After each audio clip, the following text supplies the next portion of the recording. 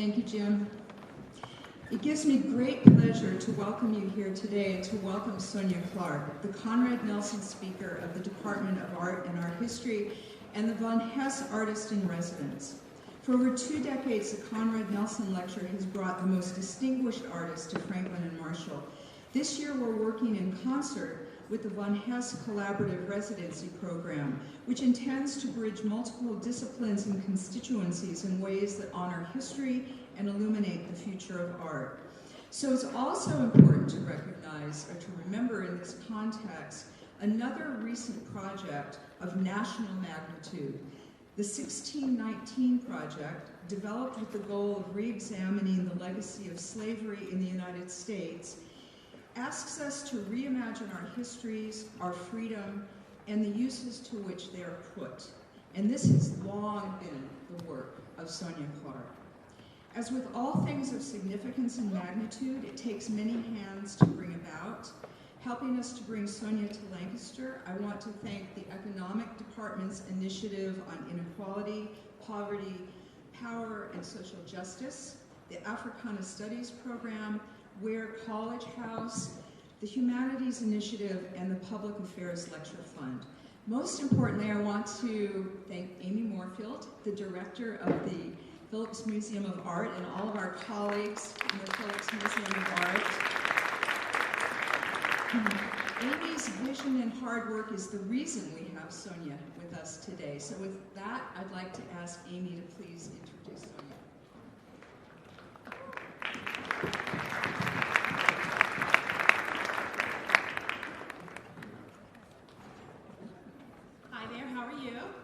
I am Amy Moorfield. I'm delighted to have the pleasure of introducing Sonya Clark today.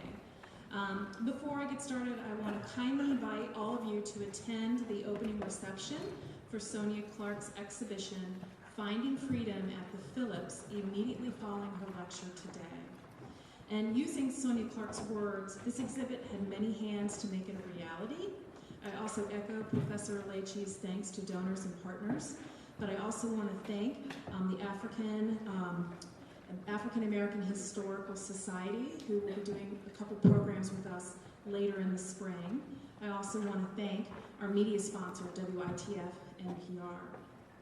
This exhibit would not have been made possible without the multiple talents of the Phillips Museum staff, Janie Cryans, Lindsay Marino, Bab Smith, Lexi Bronick, and our special art handler friend Melanie Vera, as well as the multiple talents of our student workers.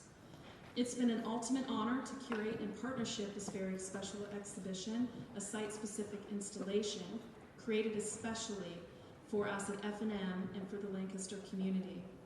I'm very fortunate to have known Sonya Clark for the past 15 years in multiple roles and projects. She is, in my view, a penultimate artist whose oeuvre underscores the Phillips mission of collaboration, experimentation, and exploration. Thank you, Sonya.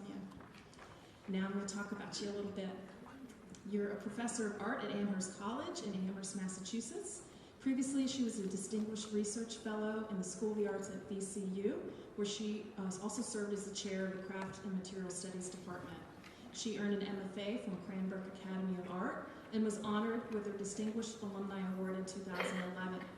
She has a BFA from the School of Art Institute of Chicago and a BA from Amherst College, where she also received an honorary doctorate in 2015. Her work has been exhibited in over 350 museums and public galleries worldwide. She's a recipient of the United States Artist Fellowship, a Pollock Krasner Award, and an Anonymous Was a Woman Award, among many others. Recently, she completed an artist residency in Senegal, Africa, founded by internationally known artist Kehinde Wiley. In 2020, her work will be on view in several national exhibitions, including a solo survey exhibition at the National Museum of Women in the Arts in Washington, D.C. I'm also delighted to share that her work, Finding Freedom, on view at the Phillips, will travel to the Telfair Museum of Art in Savannah, Georgia, in the fall of 2020. Ladies and gentlemen, it is my deepest honor to welcome Sonya Clark.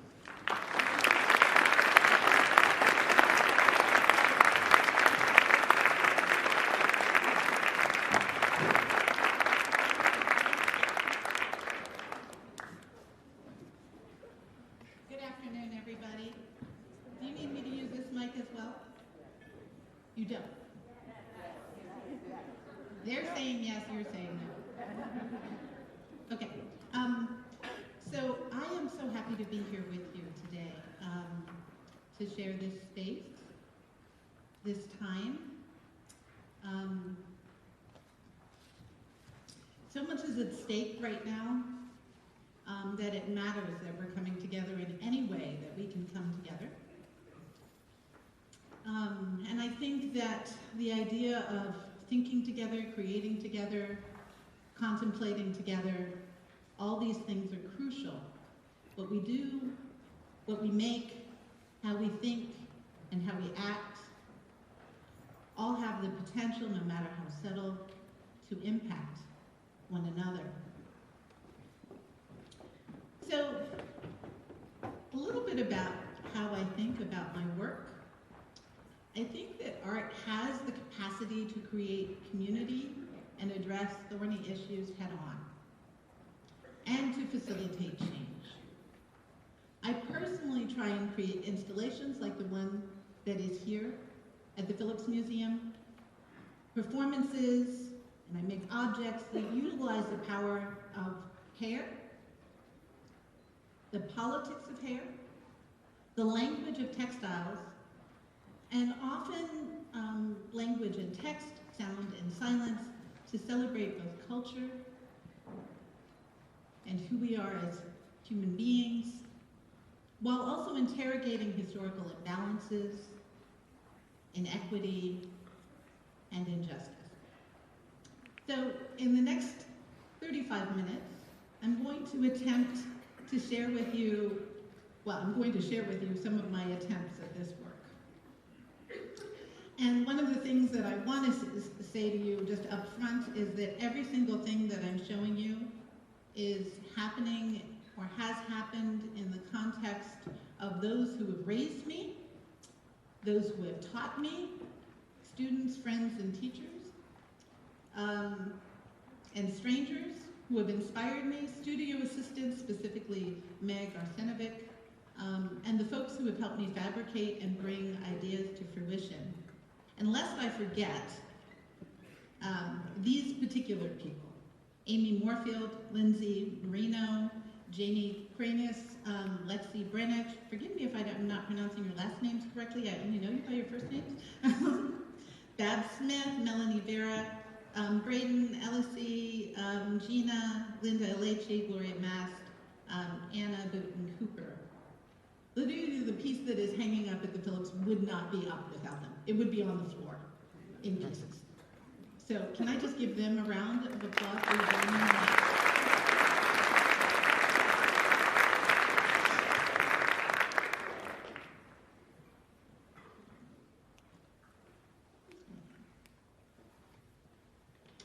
So James Baldwin referred to art as a kind of a confession, and he goes on to describe art as being a way in which we can examine and face one's life so that you can determine who you are individually and how you are connected to others' lives. And then those others in turn can figure out how and discover the terms by which they too are connected to other people. So there's a kind of iterative quality about this idea of art being a kind of a confession. So here's my confession. This next 30 minutes will be my confession. This is an homage to my most recent ancestor, my mother, Lilith Clark, who passed away a little over a year ago as I whispered in her ear. She routinely saved her hair for me. Now, she was salt and pepper, but I wanted to save her wisdom. And there's a way of thinking of wisdom being embodied in white hair. You have to earn your white hair. You can see I haven't earned very much, so I'm working on it. The piece is called Mom's Wisdom or Cotton Candy, both because it's talking about as she got older and wiser, she also started getting forgetful. And so the sweetness of her wisdom would sometimes dissipate just as quickly as cotton candy on the tongue. But it also makes reference to the idea that where she was from, Jamaica. And the reason that that part of my family landed in Jamaica is, of course, because of the transatlantic slave trade routes, and Jamaica being the cash crop. Now, while this might seem like a very personal piece, I believe that the personal is universal. Yes, this is my mother's hair, but in it is her DNA. Each hair is a repository of who we are collectively, and that added up to her individual being, who Lilith Clark was, and of course is very connected to who I am. But how is it universal? So we all have mothers, yes, whether we know them or not. We all have biological mothers, and we might have those who have raised us, who are like mothers to us, but we all have biological mothers and fathers. But there's more than that. In her hair is a repository that is not only my mother's DNA, but all the people who are tangled up in her roots. So hair, both its texture and its shape, its length, all of those things are things that can, in one sense, serve to divide us racially, but it also is a way of connecting us. Because tangled in my mother's roots and those DNA, it means that if we go back far enough, all of us are family, right? So we might have different hair that divides us racially, but ultimately, we are all family. And if the anthropologists have it right, we are also all from Africa. So no matter how differently we might look phenotypically, we are in fact 99.5% related, even more, they say. So this ball of hair is not only about my mother and my ancestor, but about yours as well. And so collectively, my mother belongs to all of us. So back to my mother's homeland, Jamaica. This is the national motto of Jamaica, out of many, one people, based on the population's multiracial roots. On my mom's side of family, there's every kind of person that you can imagine, and because of that, both Europeans, Asians, and Africans landed in this small island, as well as the indigenous people who were there as well. And this is the cash crop that brought everybody but the indigenous people there. Now, my mother's maiden name was McCarty because my great-grandfather was a Scottish man from the Highlands of Scotland. So that's the name that's preserved in our family. My great-grandmother was an African woman, but we don't know as much about her heritage. And the McCarty tartan, this idea of the materiality, the power that cloth can hold, the power that materials can hold, is something that you'll see recurring through the talk today. This materiality of the McCarty tartan is such that everyone in my family recognizes the McCarty tartan, but I decided to make it, so you see this little swatch, where is Linda's? Go. Someone just gave me this very handy pointer. Thank you, Linda. You see, this is a little patch of Scottish wool, but all of this big length of cloth, is made from the leftovers of the cash crop. Sugarcane, when you squeeze it and you squeeze out all the sugar, you're left with just the grass, bagasse. And some very enterprising green designers turned that into a fiber that I then dyed and worked with a studio assistant to weave it to make this long length of cloth. So it not only refers to my Scottish heritage, but also to this multiracial European heritage from the McCarty tartan. I took this cloth to, when an ancestor when someone passed away, my aunt passed away many years ago in Jamaica, and I thought, I want to take this cloth there to share it with my family and take these individual photographs of people in the family, these portraits. But I thought, is it appropriate to bring artwork into a funeral space? Let's see. My family can be quite forgiving. I've been an artist for a long time. What happened was I took the cloth out of the bag and my family pounced on it. They pounced on it. And I still don't have a formal portrait, but there are about 100 selfies and photos like this. So I thought I was making art, but in fact what I was making was a piece of an heirloom for our family. And people in my family have since asked me that if they ever pass away and if I'm still living, at least they want the cloth there to hold their stories and their memories and to absorb what people are saying about their lives as we are celebrating their lives once they've passed.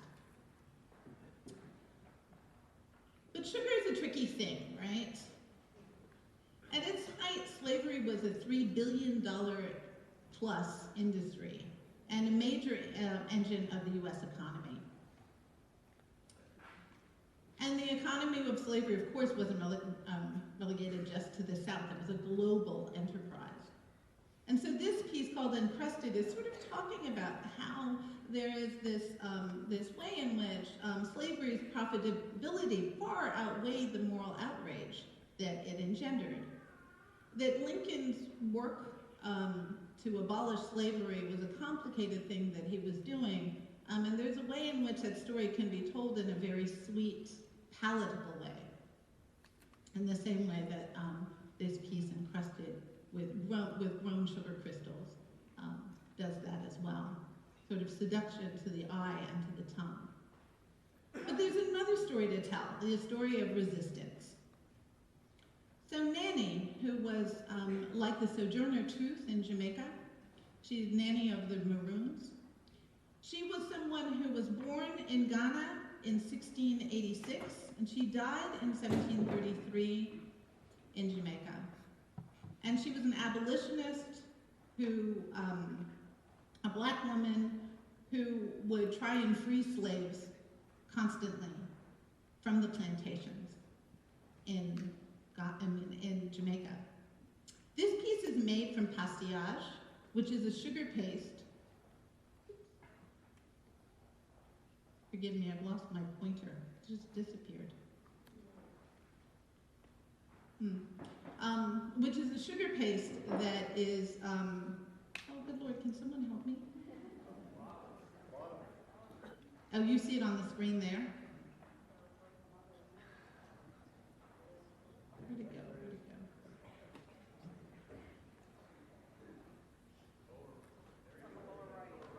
It's on the lower right, but it's not on my screen. That's the problem. Yeah, but I need to see my notes. Forgive me, you guys, I'm sorry. Okay, we'll just proceed. So this piece is about Nanny, and what I was going to attempt to read for you is a poem by Edward Galeano, which talks about Nanny as the queen of the free, in which, in his imagination, she walks with the teeth of English soldiers as a necklace. These teeth are made from pastillage, which is a sugar paste that was made very popular during the time of Queen Victoria, at the height of slavery. So this taking of sugar, like reclaiming sugar as a tool and as a material. So I also wanted to share with you a piece that I made that is based in Ghana. Remember that Nanny was born in Ghana, so to go back to the West African coast and think about that. Now I grew up in Washington, D.C., and one of the pieces that was really important to me when I was, that I'm very proud of knowing, is the Names AIDS Memorial Quilt. And you can see it here at the Washington Monument. And in the middle you see a West African chief who was wearing all of these amulets that are filled with medicinal power, medicinal stuffs, and a sacred writing. Those two in combination with the fact that the word bead and prayer come from the same etymology made me do a project that is called the Beaded Prayers Project, in which I engaged over 5,000 people from 40 different nations to write down their wishes, hopes, dreams, and prayers, to make two of them, one for them to keep and another for them to give to the project if they so desired.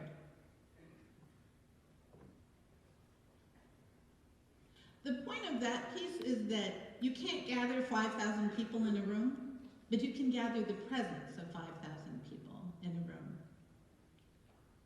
When I was a child growing up in Washington, D.C., right across the street from us was the ambassador of Benin and his family of 14. And his teenage daughters had the most spectacular hairdos. And I was lucky enough to have my head put in their hands every once in a while. So the catalog that you're seeing on the left-hand side of the screen is J.D. Ojikere, who was a Nigerian photographer who died a few years ago, who was photographing hair as art, West African hairstyles as art. But I, as a child, walked around with these sculptures on my head, knowing that someone had turned my body into art. I then went on to make this wig series because my mother, with her little Polaroid camera, only took like 1 or 2 photographs of these wonderful hairstyles that I had as a child. And so I wanted to have this sense of remembering them, and so this is my attempt of doing that back in the early 90s, mid to late 90s. And then more recently, I decided that I wanted to engage hairdressers in this notion of textiles and hairdressing being one and the same, being first cousins. And a good friend of mine, Bill Gaskins, had once said that textiles in my hands, that hairdressing was the primordial textile art form. And I played that in my head for a long time, and it influenced a lot of my work. But it's one thing to say it, it's another thing to actually actualize it. So I gave my raw hair to, as a material substance, and put it in the hands of hairdressers in Richmond, Virginia. And I also gave them these stitched canvases with thread to see what they would do. And this is what they did. Yeah, right? So no doubt that they're both textile artists. This is Jamila Williams, and artists, no doubt. This project engaged 12 hairdressers and ended up winning one of the largest prizes that is available in the country. And all of that money got distributed to all the hairdressers were paid. All of them got some of the funds from the prize, and some of them said, maybe we should quit our jobs. And I said, no, don't do that. Together we go farther, but individually, I'm not sure if I would give up my job. But you can see what a wonderful, wonderful job they did here. Asking them to do that was coming from doing this kind of work. I lived in Richmond, Virginia. This is where Amy and I had met. I lived in Richmond, Virginia for about 12 years, well, it's a total in 12 years. But in 2010, the governor of Richmond, the governor of Virginia, Governor Bob McDonnell, had proclaimed April Confederate History Month. He wasn't the first governor to do that. And given the political situation now, I doubt that he will be the last. But what pissed me off about it is that, of course, Richmond was the seat of the Confederacy, but he wasn't acknowledging all the free labor that African Americans had provided. He just sort of said, yeah, let's just celebrate this month and not take the history whole with all of its problematics, with all of the problems of the paradox of freedom and subjugation that this nation holds tight.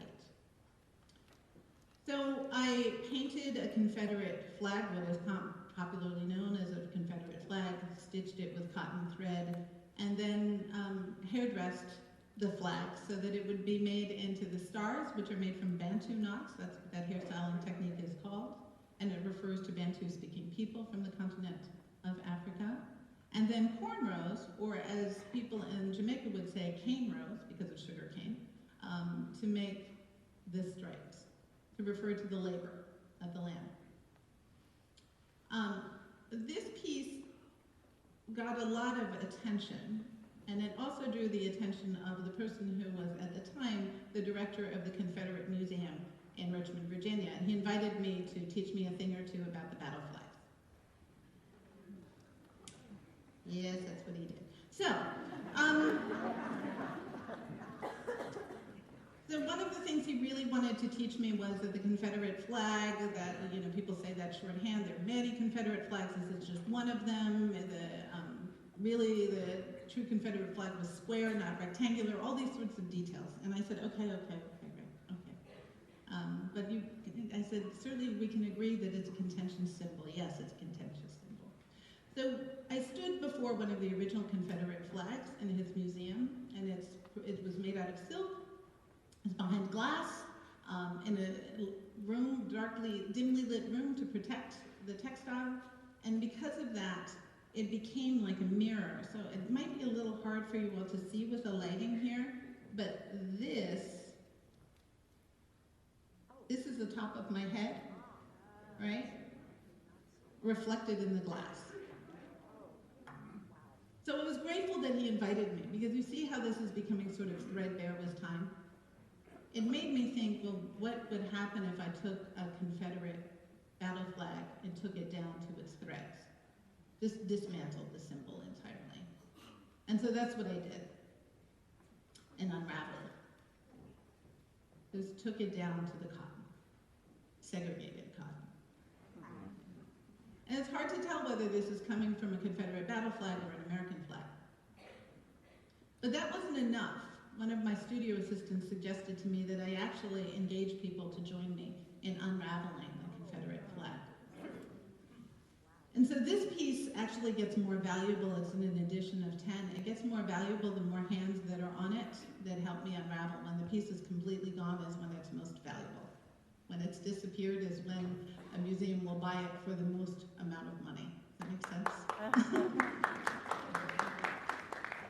It's very, very slow going. These performances last 2 to 3 hours. I spend 2 to 3 minutes with each person, so it's usually 50 to 60 people in that time. People will cry if they're trying to pull a thread and it breaks and they think that they've done something wrong. People will also tell me about the love that they have for a grandfather who belongs to the KKK.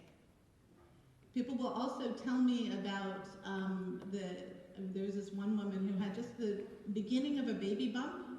She's a white woman, and she said, you know, I thought I was relatively woke until this baby inside of me who was going to be a black boy made me realize just how unjust this country is. Because I'm so concerned for my child's life. Because her body was carrying a body that is at risk in this nation in a way that shows us and demonstrates the ongoing injustice of this nation. Because we're standing next to each other, people say things to me that I know they wouldn't say if we were looking right at each other. Art is a kind of a confession. I wonder how many of you might know what this is an image of. Does anybody know what it is? Nobody? Some of you know what this is. Nobody. So when I showed you the Confederate flag, you all knew what that was? How many of you knew what that was? Right? I mean, not that you're proud of the flag, but you knew what it was, right? Okay. This is actually the flag that ended the Civil War. Right. Why don't we know that? Because of who tells the history and how. This is the Confederate truce flag. It's actually half of it. It was a dish rag that was repurposed. General Lee was looking for a white cloth to surrender. The closest he could come was this dishcloth, waffle weave woven dishcloth with these 3 very minimal red stripes on either side. Again, this is just half of the cloth. It lives at the Smithsonian, at the American History Museum. It's often on view, right? But we don't know it. We don't know the piece of cloth that ended the Civil War, but we do know one of the Confederate flags that was flown during the battle. So well that almost all of you raised your hands. So, for that historical correction, I did this project called Monumental Cloth, a Flag We Should Know. So I made a reproduction of the original truce flag. I encouraged people to sit at looms in this piece called the Reconstruction Exercise so they could sit at looms and understand how the cloth is made. We talked a lot about what truce means, what surrender means, what we actually each have to surrender to get this nation back on its feet, to undo the faultiness of democracy. I made this piece called Many, and when I say I made, all of this is in collaboration with so many people, too many names to tell you. So this piece called Many is 100 of the true to scale pieces. And then this piece, which is called Monumental, I wanted to make a flag that would rival the Star-Spangled Banner. So it is 15 by 30 feet. It was the largest cloth that I had ever made until this 1,500 square foot piece of cloth that is here at the, called Finding Freedom, that is here at the Phillips. I wanted to push this idea of the surrender. What would it mean if this is the cloth that was held, if this was a symbol of the Civil War that was held in our imagination, as opposed to the battle flag? One could argue that the same things that the Civil War was fought about are the same things that the nation is fighting about today. Do you see this red wall on the back? This wasn't intended to be in the exhibition, but when we had just mounted the exhibition, I flew in 2 days before, and the director of the museum said, you know, there's a lot of white cloth, white walls, tan concrete floors. We need something. And I said, well, let's solve it with color. I do think color solves a lot of problems. So I said, well, we're using red throughout the show, so let's just color match those red stripes. Can we send someone to Benjamin Moore and find a red that completely matches? And so someone from the Fabric Workshop and Museum went to Benjamin Moore, and this is the color they found. People keep asking me if I made this up. I don't have to make this up. It's a little hard for you to see, but the color swatch, so the Confederate red, imagine if there was a Nazi red. Imagine. Can you imagine it? No, you can't. It's not even possible, right? But there is a Confederate red. It's been rebranded. We'll talk about that in a moment. The paint chip, this Confederate red lives between. The top color is called cherry wine. Doesn't that sound delightful, cherry wine? And raspberry truffle. As if Confederate red is some nice confection. Benjamin Moore was called out on this just a couple of years ago, and so they rebranded it. And try and tell me this is not more problematic. Patriot red. There's a lot of work to be done, you all. So the reason that you all know the Confederate flag so well is because we gathered a list of all the ways that you can buy an item with a Confederate flag on it. It's a list of over 240 of them, from baby onesies to yoga mats.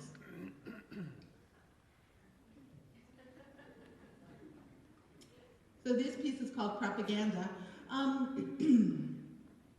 To also dishcloths. So we purchased a dishcloth, and I used that dishcloth for this piece called Reversals, in which I gathered dust from the Declaration House and Independence Hall, as historical sites where the Declaration of Independence was written.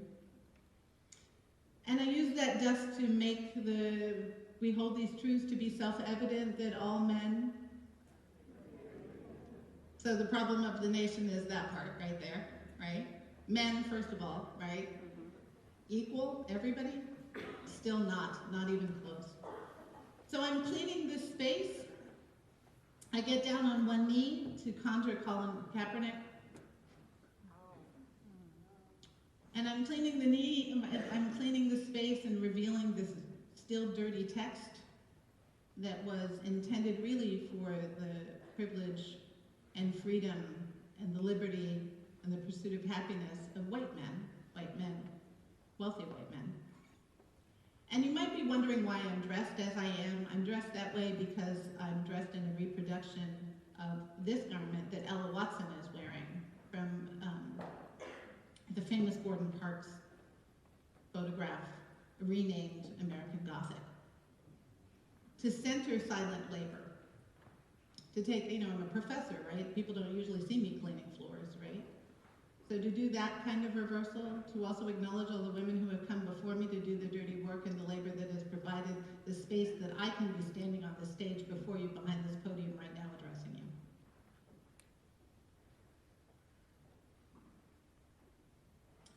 In a different show, I made this piece called Edifice and Mortar that also uses the Declaration of Independence, each word from the Declaration stamped.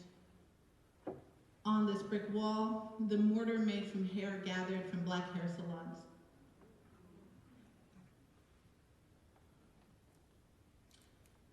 These were two things that I was looking at in my research, the way that objects hold power and story. So on the left, impressions left by an enslaved African American in the still wet bricks that they were forced to make. Richmond is a brick city. Many of those bricks were made by enslaved people. This one happens to be from the historic Stagville and Plantation Complex in North Carolina. And then I'm always interrogating Rome, because I actually think that a lot of our problems started with the center of the Roman Empire. They had slaves, we should have slaves too. That sort of thing. So this is a 2nd century BC ancient Roman brick stamp on the right, in which the outer arc shows the name of the person who owned the clay pit. The next arc is the name of the person who owned the slave, and COS is either the initials or the name of the enslaved person. That inspired me for the back of the piece, so I made it into an afro. That word that you may not be familiar with is the word schiavo, which means slave, right? So here's the thing. You might not have ever heard the word schiavo, kind of a weird word if you don't know Italian or Latin. But I bet you do know this word. Good Lord, I've lost this again. I made a piece with Nick Benson, who was a brilliant marble carver. And I asked him to find me marble, Carrara marble, so it would indicate monument, Italy, Roman Empire, and to carve the word schiavo, which we know means slave. To save the marble dust so that I could use the word, you know what that word is? Goodbye. And you know what chow means, like you all know how to pronounce it, right? Chow is a very nice way of saying hello and goodbye. It is directly from the word schiavo. When we are saying chow to one another, we're saying I'm your slave. These kind of slippages are the places that I find really interesting. The way that there's blatant injustice and the way that there's like, let's just call it Confederate Red. And we have to mine both of those territories. So I've been thinking about how we measure histories, and one of the things that I think about often is what are we measuring history with? So I asked one of my hairdressers, because I have 12 of them, so I'm always in trouble whenever I get my hair done, because I'm in trouble with 11 people. I asked one of my hairdressers if they had any clients that were going to cut off their dreadlocks and didn't mind. I didn't want to know that person's name. I actually wanted the person to remain anonymous to me. But if I could gather up those dreadlocks for a piece. So often I'm using my own hair. You saw an image of my mother's hair, but often I'm using my own hair. In this case, I wanted anonymity to be in it. And so I took all of this woman's dreadlocks and I attached them one to the next, and then I had a certain length of this to make this skein or this yarn ball. But it wasn't quite the right length. It didn't mean anything, that length. So I said, okay, all right, that's not it. And then I know a lot about hair, so I started thinking about how many hairs we have on our head. So if you grow the kind of hair that I do, you have approximately 80,000 follicles on your head. It's a lot of follicles, right? I mean, it's sort of unfathomable, but it's this idea of like, that's how many follicles there are on my head. Now that's a number I could do something with. Because 80,000 is the number of people who were forcibly migrated in 1 year at the height of slavery. The number of hairs on my head. That unfathomable number. And when I get to the end of this talk, remind me to tell you about one other unfathomable number. So I think about text and hair. This piece is called Writer Type, Pen and Sword. I picked a Remington typewriter in particular because I was thinking about how Remington moved from providing arms for the Civil War to the business of typewriters. I thought about the language, the script of this typewriter, and so I worked with Bo Pang, a graphic designer, to actually come up with a script that was named by Rita Dove, a great poet laureate. She named it Twist for me. This is again pushing back at the Roman alphabet. I've been asking this question for a long time. 36% of the world's population uses the Roman alphabet. Why? There's no reason. We could just as easily be using Gez, which is what Amharic is written in, or Hebrew, or Arabic, but we're using the Roman alphabet.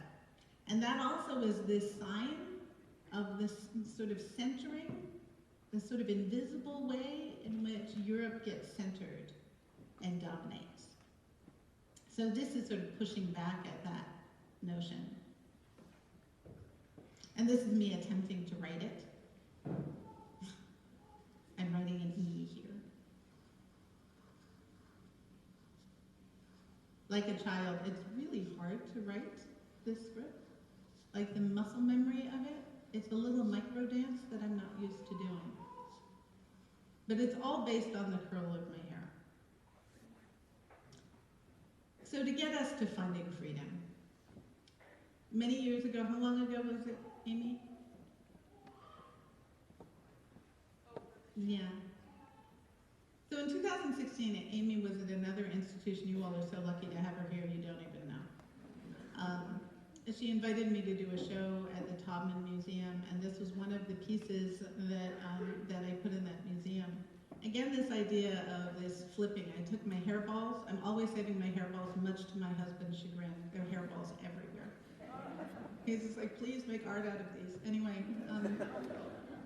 so I installed a constellation with my hairballs, with the notion that if you stared at this constellation, you would have this like after image kind of effect. So when you closed your eyes, the DNA of those hairballs would reverse itself and turn to a starry night in your mind's eye. It doesn't really work, but conceptually you're with me, right? So it's as if you stared at this long enough and then you shut your eyes, and then you would have the Big Dipper in your mind's eye. So finding freedom is coming from this notion of, again, pushing back at Rome. And so I spent a lot of time in Italy. This is the Sistine Chapel. I've been to Rome several times, and Italy even more than that. And I went to the Sistine Chapel for the first time just a couple of years ago. So I'm at the Sistine Chapel with a very good friend of mine who was from Rome. And we're looking up, and if any of you have been there, you probably had this same experience. They sort of pack you in. It's all of these people from all over the world. It's the world is represented there. I mean, you're standing there in the Sistine Chapel, and you go, yeah, this is everybody, right? It looks like everybody, like every color. It's a little bit like this room, like everybody's here, right? You're packed in the room. You're looking up at the whitest heaven you've ever seen. And then the guards are oppressively telling you, silencio. They're telling you to shut up. Like, don't even talk about how white it is up there. Just appreciate the art and move on, right? Pack them in, pack in the world, look up at how white heaven is, move on. So that was one of the inspirations for finding freedom.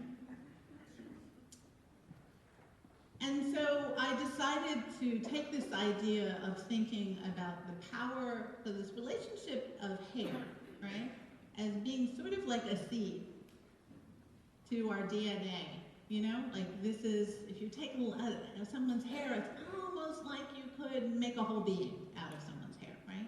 A seed is like that. And then I think about our nearest star, which of course is the sun, and how it eclipses all the other stars, right? When the earth turns towards it. I would like to also fix that. There's not a sunrise and a sunset. The earth turns towards the sun and then it turns away, right? But in our minds, it's like we still have this old thing that the sun is rising and the sun is setting. When the sun is up and we're turned towards it, we know the other stars are there. They're always there. And when the sun is there, the seeds get to grow towards it. So I want to show you a little bit in the next 2 minutes how this piece was made, so you'll understand what you're seeing. These are cyanotypes. Cyanotypes are an old photographic technology. 2 salts that were put together by this guy named John Herschel. He was an astronomer, among many other things. Anna Atkins was the first woman photographer, and she used cyanotype for her work, and she was a botanist. So what happens with cyanotype is you can impregnate it in anything, in this case cotton cloth, and I'm sprinkling it on the sprinkling these seeds on the surface of the cloth to make the stars. And the nearest star is what exposes the cloth. When the cloth turns this tan color, it's exposed. And then as soon as it hits water, it turns blue. So many people helped with this project. I worked with incarcerated individuals who made me think about freedom in a whole nother way. I worked with students.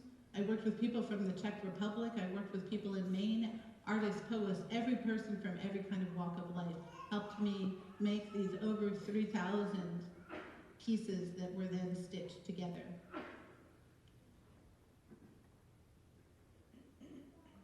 Embedded in this piece are very intentionally are the Big Dipper. Because the Big Dipper, as I hope you know, the front 2 stars of the Big Dipper point to the North Star, and that is what helped guide people who found themselves in Lancaster as a place of respite on the way as they were working their way north on the Underground Railroad. Those first 2 stars of the Big Dipper pointed to Polaris, pointed north, pointed to freedom, helped them orient themselves, ground themselves on this earth, but rise above the subjugation of this place to see and find themselves on their way to freedom. Sojourner Truth said, "I'm not going to die, I'm going home like a shooting star."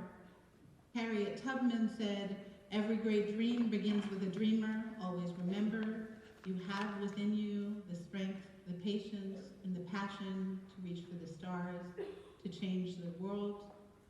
And the late, great Toni Morrison said, "The purpose of freedom is to help other people gain theirs." Now, I promised you that I would tell you one thing about the something about measuring. Someone last night at dinner asked me if the number of panels had anything to do with the piece. And I said, no, we were just to fill the space. But it made me go home last night and calculate just how many stars are in this piece. When you get the opportunity to see the piece, I want you to think about how many stars you're witnessing and realize that there are, by my calculation, no more than 2 to 3 times the number of white dots that make this starry night. No more than 2 to 3 times than the number of people that were forcibly migrated at the height of slavery. So that's 80,000 times 2 or 3. So 160,000 stars, or 240,000 stars. And in 3 years, that's how many people were forcibly migrated. Use your freedom and your privilege to help other people untether themselves from the subjugation that unfortunately is prevalent in this nation and this world. And maybe we can get somewhere. Thank you.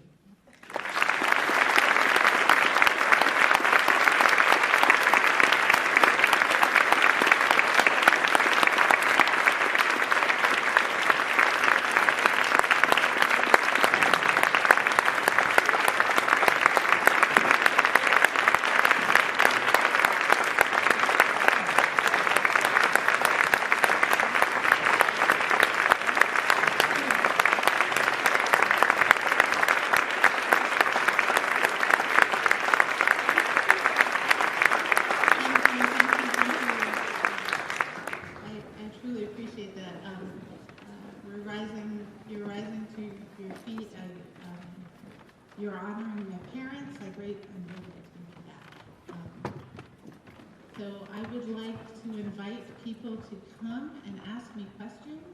There are mics here. Or just comments. I live for comments and questions. That's how I figure out what I'm going to be making next. So we take student questions first. Students? And you all, I will share this with you.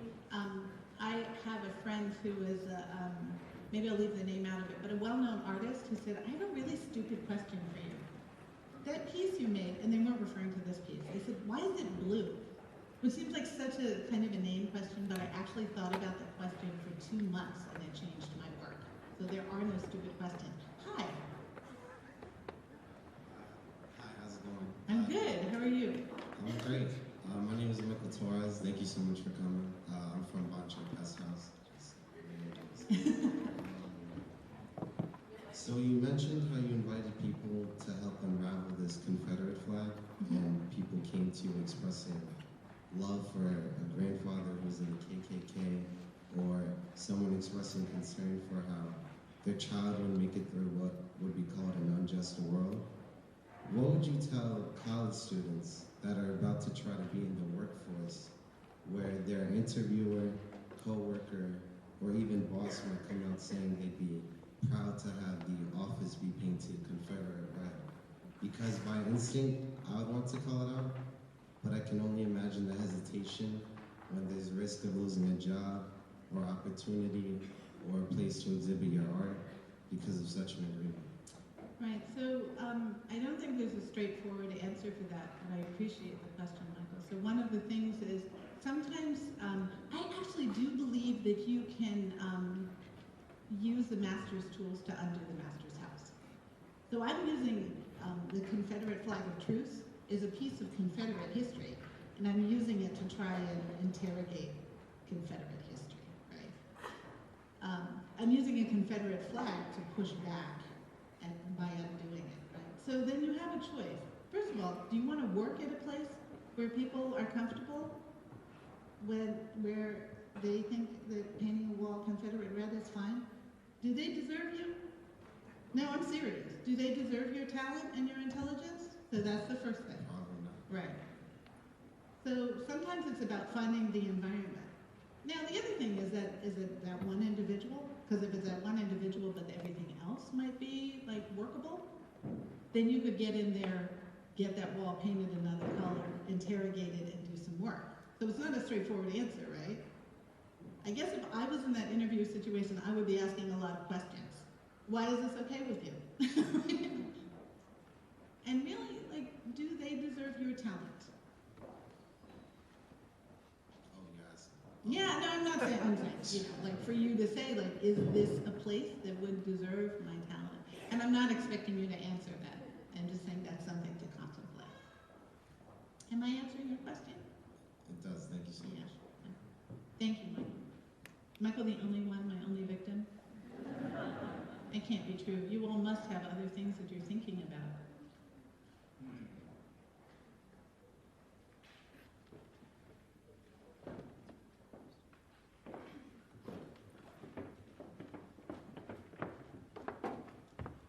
I'm from the community. My name's Joanne Foss, and I was thinking, I'm reading a quarter of a way through a book called Learning from the Germans. And it struck me when you talked about Confederate Red, because it's written by a woman, American Jew, who grew up in the South during the Civil Rights Movement, and she's been a scholar in Berlin, and her study, part of her study, is how the Germans came to acknowledge what they did during World War II. And the phenomenal part of it is that there is no way that the color, the flag, the Nazi symbol, would ever be used in Germany now, because there's a whole project that they went through to face the history of what they did. Right, we haven't faced our history. And it's I haven't gotten to the end when she shows how they did it, but I think it's certainly a good model to look at. Because some of the things she talks about is, she said, we get all upset when we look about the transports of how the Jews were transported to the concentration camps. but she said those conditions were no more horrific than what Africans faced on the Middle Passage. Yeah, And we know- don't get upset about that. Yeah, I think Well, I some of mean, us we do. do, but not as a nation. Yeah, no, it's true. I think America hasn't reckoned with itself at all. American exceptionalism makes us think that we're a land of the free, and we have never been. And other people commit atrocities and we don't. Yeah. Thank you. You have a question? Hi, my name is Yuan and I'm a senior. All right. Ren? Yuan. Oh, you Ren. Oh, yeah, I know you from, yeah, okay. Yeah, I know you, yeah. So my question is that it seems that your work is a lot about the symbolic meaning and the backstory behind each symbol that you make. And my question is how much information do you usually give to the audience that watches your artwork? So some symbols I'm using are pretty intense symbols, like the Confederate flag, you saw how many flags went out, right? So in that case, I'm using something that I already know is a contentious symbol. Mm-hmm. And then sometimes I'm using things that people don't know anything about, right? So no hands went up over the truce flag, right? No hands went up. So I did an entire show dedicated to that, right?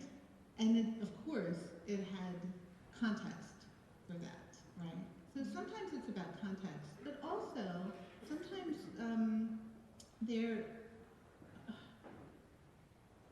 there's a space for the artist's intent, like what I'm putting into the world, the seed that I'm planting, and how it grows, right? So someone might leave and take something away from the work, or I like to say give something to the work that was not part of my intent. But that doesn't hurt the work any, nor does it hurt the viewer. I believe that I can put something into the world and it can belong, it can hold as many stories as possible and as many readings as possible. It's not like a pop quiz where you get it right or wrong. You ask me my intent, which is, when I get the mic, I get to tell you my intent. But it's not like if someone walks into Finding Freedom and they didn't know anything about how it relates to the Underground Railroad, right? And they just said, this is cool. This is like a starry night. And it made them have this sense of wonder. That would be okay with me. Okay. Yeah. Because I find it very enlightening that you're giving explanation of what your work means, and I think it would be helpful also to have context in the exhibition too. And I'm not sure if because There's sometimes context. you see. There's context, yeah. Usually with shows like this, there is context. Yeah. Thank you so much. Thank you. We're at 12:30. I can't think of a more spectacular way to celebrate the 10th anniversary of Common Hour. I hope to see a lot of you over